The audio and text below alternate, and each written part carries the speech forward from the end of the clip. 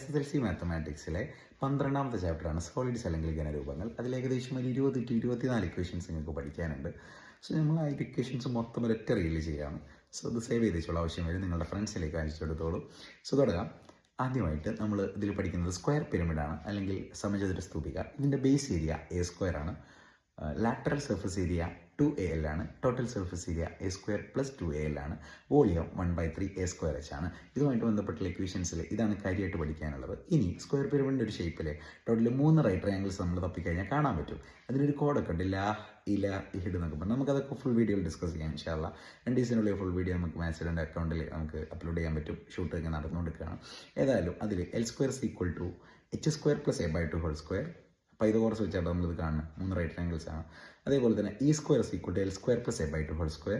അതേപോലെ തന്നെ E² = H² + D/2². ഇത്രയും കാര്യങ്ങളാണ് നമുക്ക് കാര്യമായിട്ടുള്ളത്. ഇനി അതേപോലെ തന്നെ ഈ സ്ക്വയർ പിരമിഡ് കഴിഞ്ഞു. അടുത്തത് കോൺ എന്ന് പറഞ്ഞാൽ ഒരു സർക്കിളിൻ്റെ ഒരു സെക്ടർ വെട്ടിയെടുത്തിട്ട് അത് റോൾ ചെയ്യുന്ന സമയത്താണ് കോൺ ഉണ്ടാകുന്നത്. അപ്പോൾ ഒരു പിസൻ്റെ ഒക്കെ ഒരു ഷേപ്പ്, പിസയിൽ നമ്മൾ ഒരു പീസ് എടുക്കില്ല, ആ പീസിൻ്റെ ഷേപ്പാണ് സെക്ടർ എന്നാണ്. അത് റോൾ ചെയ്ത് കഴിഞ്ഞാലാണ് കോൺ ഉണ്ടാകുന്നത്. കോൺ അറിയാമല്ലോ, കോൺ ഐസ്ക്രീമിൻ്റെ ഒക്കെ ഷേപ്പ്.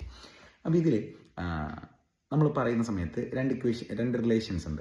മെയിനായിട്ടുള്ള റിലേഷൻ x/360 = R/L എന്ന് പറഞ്ഞാൽ ഇതിൽ x എന്ന് പറഞ്ഞാൽ central angle of the sector ആണ്. സ്മോൾ ലെറ്റർ R എന്ന് പറഞ്ഞാൽ ബേസ് റേഡിയസ് ഓഫ് ദി കോൺ ആണ്. L എന്ന് പറഞ്ഞാൽ സ്ലാൻഡ് ഹൈറ്റ് ഓഫ് ദി കോൺ ആണ്. ഇതേപോലെ തന്നെ H ഉണ്ട്. H എന്ന് പറഞ്ഞാൽ ഹൈറ്റ് ഓഫ് ദി കോൺ ആണ്. ക്യാപിറ്റൽ ലെറ്റർ R എന്ന് പറഞ്ഞാൽ നമ്മൾ കോൺ ഉണ്ടാക്കാൻ വേണ്ടിയെടുക്കുന്ന സെക്ടറിൻ്റെ റേഡിയസ് ആണ്. സോ ഇതേപോലെ തന്നെ ഈ ക്യാപിറ്റൽ ലെറ്റർ ആറും ഇത് റോൾ ചെയ്ത് കഴിഞ്ഞാൽ കിട്ടുന്ന കോണിൻ്റെ സ്ലാൻഡ് ഹൈറ്റ് L ഈക്വലാണ്. R = L എന്നാണ് ഇക്വേഷൻ.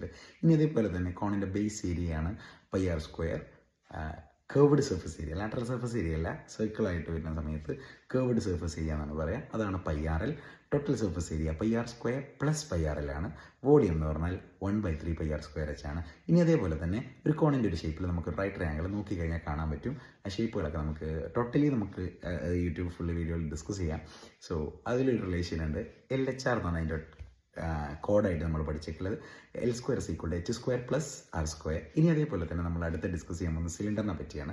സിലിണ്ടറിന് എന്തില്ല, base area πr², curved surface area 2πrh, total surface area 2πr² + 2πrh ആണ്. അത് നമുക്ക് കാര്യമായിട്ട് ഡിസ്കസ് ചെയ്യാനില്ല. അതിൽ ഏറ്റവും കൂടുതൽ ഇമ്പോർട്ടൻ്റ് ആയിട്ട് നോക്കേണ്ടത് വോളിയമാണ്, πr²H. ഇനി അടുത്തതാണ് സ്ഫിയർ എന്ന് പറയുന്നത് നമ്മുടെ മറ്റേ ഫുട്ബോളിൻ്റെയൊക്കെ ഷേപ്പ്. അതിൽ ബേസ് ഉണ്ടാവില്ല, അതിലാകെ ഒരൊറ്റ സർഫസേ ഉണ്ടാവുള്ളൂ. Surface area 4πr², volume 4/3πr³. ഇനി ഒരു സ്ഫിയറിനെ പകുതിയാക്കിയാലാണ് ഹെമിസ്ഫിയറിൻ്റെ base area πr², curved surface area 2πr², total surface area 3πr², volume 2/3πr³. ഇത്രയാണുള്ളത്. Thank U.